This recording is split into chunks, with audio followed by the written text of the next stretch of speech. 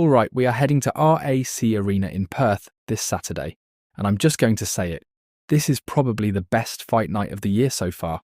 And look, I am glazing this card so much, probably because of the main event. Jack Della Maddalena versus Carlos Pratas. I literally feel like it is a pure 50-50 match, but stay ready, because I'll be giving my official predictions as well. Alright, so now let's dive into the card. Let's start with Steve Erceg versus Elliott. I know Steve has the entire Perth crowd screaming for him, but let's not sugarcoat the reality of this division right now. Ever since that absolute war with Alexandre Pantoja, Steve has been on a pretty bad run. He took a lot of damage, the momentum derailed, and he just hasn't been able to recapture that same spark since the title shot. Then you look across the cage at Tim Elliott. The guy's a complete nightmare to prepare for. He brings that awkward, relentless grappling pressure, and he is walking into RAC Arena riding a massive wave after just submitting Kai Asakura.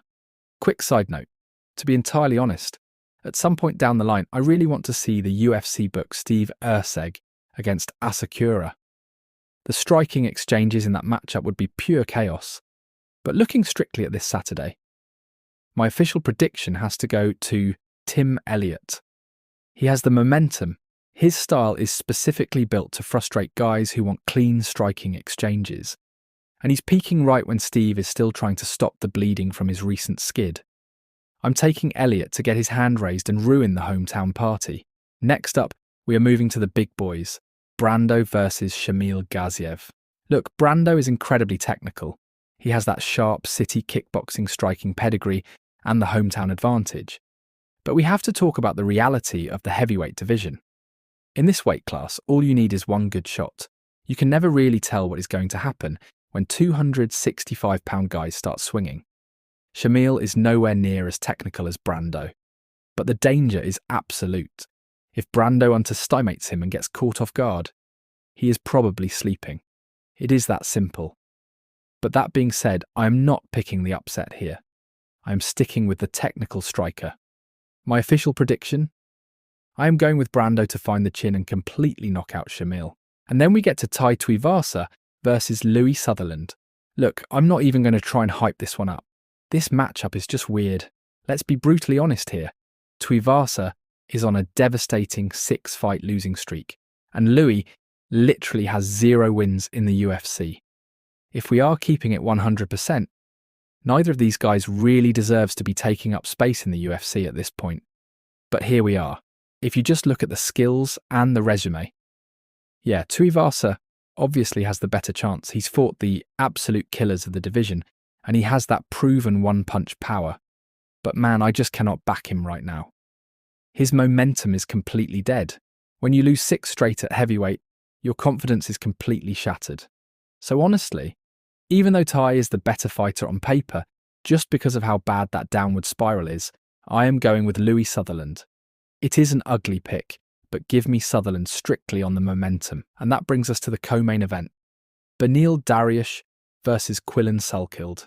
Man, looking at this matchup just genuinely makes me feel sad.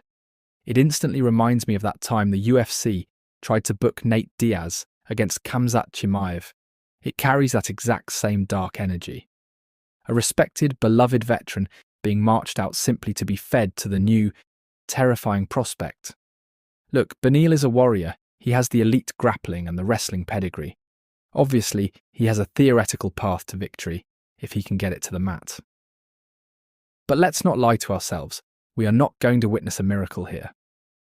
Quillan Salkild is riding a massive 11-fight win streak. The guy's an absolute problem. He has pure, raw knockout power, and his finishes aren't just technical, they are incredibly vicious. The matchmakers know exactly what they are doing by booking this in Perth. They are feeding Beneil to the hometown wolf. It is going to be a really bad, violent night for Beneil. And my pick is obviously Quillan Salkild. And finally we arrive at the main event. Jack Della Maddalena versus Carlos Pratas. Let me just glaze this for a second. This is the absolute highest level of violence you can physically book in the welterweight division right now. This is striking royalty. You have 2 absolute masterclass killers stepping into the cage, squaring off in front of a completely rabid Perth crowd, and I can guarantee you right now, the judges can take the night off. Let's do a real deep dive into the clash of styles here. On one side, Jack Della Maddalena has arguably the best pure boxing in the entire UFC. He throws in beautiful, devastating combinations. His bodywork melts people, and he's going to have that massive hometown adrenaline dump behind him. He's going to march forward, close the distance, and try to put Prates in an absolute blender. But on the other side, Carlos Prates is a Muay Thai assassin. He fights with this terrifying, relaxed calmness. When guys pressure him, he doesn't panic. He reads the distance, sets the trap, and strikes with absolute sniper precision.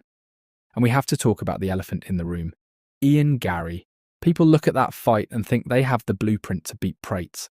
But let's be completely honest, the only reason Ian Garry could best Carlos was because of his wrestling. He used his grappling to neutralise the striking.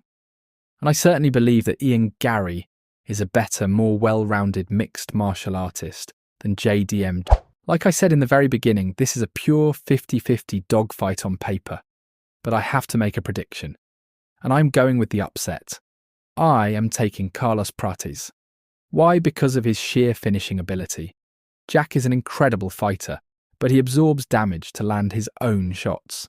In a pure striking match, you simply cannot afford to get hit clean by Prates. The guy literally has the touch of death.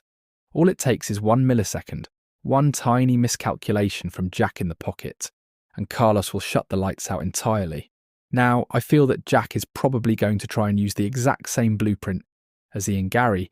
He knows the danger on the feet, so he might actually try to mix in the wrestling to neutralise the striking. But remember the last time somebody tried that exact same game plan against Carlos? Yes, Leon Edwards. And as far as I know, it didn't end well for him at all.